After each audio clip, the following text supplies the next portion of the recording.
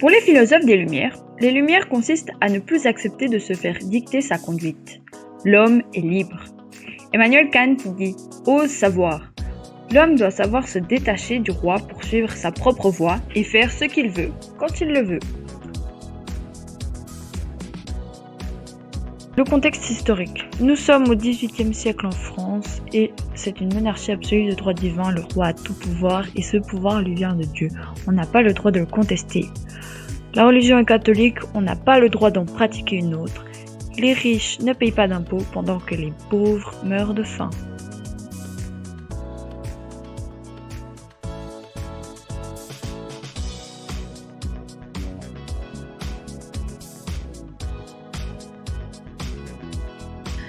Les philosophes étaient en quête de vérité, c'est pour cela qu'on appelle ce siècle Lumière.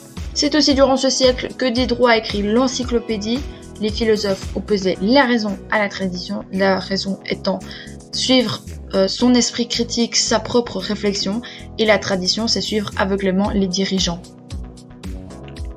Montesquieu a repris les idées de John Locke concernant la séparation des pouvoirs et il l'a mis par écrit dans son livre de l'Esprit des lois en 1748. Ensuite, le philosophe le plus connu de l'époque des Lumières, c'est François-Marie Arouet, dit Voltaire, qui a écrit beaucoup de lettres philosophiques.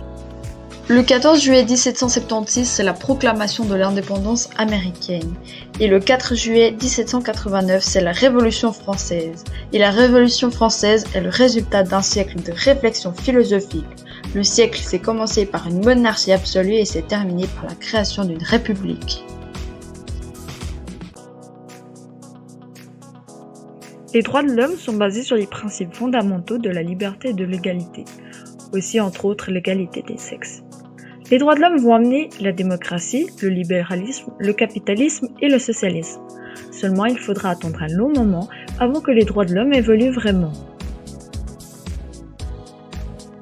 Ce qu'on retient, c'est que le siècle des Lumières est un siècle de révélation pour les peuples où les philosophes qui sont lettrés par rapport au peuple qui n'a pas accès à l'éducation vont leur montrer qu'ils sont dirigés par des rois dictateurs sans scrupules et tyranniques et qu'ils ont le droit de se révolter parce qu'ils sont des hommes, qu'ils ont des droits et qu'ils sont libres.